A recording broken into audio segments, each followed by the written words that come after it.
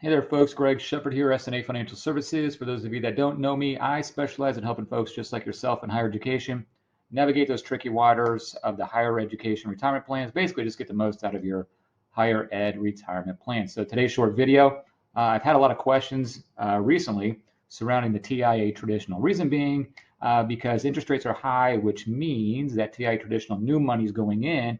Here we are, January 2023, are getting very, very attractive rates. So I encourage people, I implore you, if you already have TIAA Traditional or thinking about getting into it, educate yourself on the liquidation process. How do you get that money out? There's restrictions on how you get that money out, especially on the mandatory accounts. So with that being said, I've had some questions surrounding the different types of options you can choose when you're trying to distribute that money. So here we go.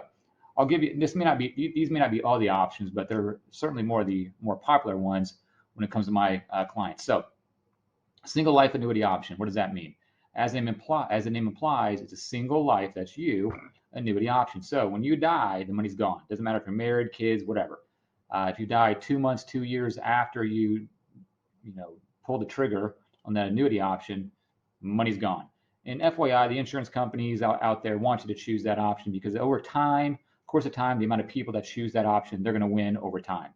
The insurance company, that is. So next one, single life with 10-year guarantee. What does that mean? Single life, you typically, if you're married, okay, in this case, if you're married, so single life, you die, your beneficiary, typically the spouse, is going to get that, or she or he is going to get those payments for the remaining of the 10 years. So if you pass away 2 years after you pull that trigger on the annuity option, she or your spouse is going to get the remaining 8 years of payments and the money's gone, even if she's alive. Okay, spouse is still alive. Kids get nothing, and spouse gets nothing after that 10 years, if you die prior to that 10 year. Joint life. Okay, so joint life. Let's go with joint life with 20-year guarantee. Okay, what does that mean? And the time frame, 20, 10, 15 on this and a single life doesn't matter. The same rules apply. So joint life annuity option with 20-year guarantee. What does that mean? So typically you're married in this case. So you pull the trigger on the annuity option. Let's say you die 2 years after you retire.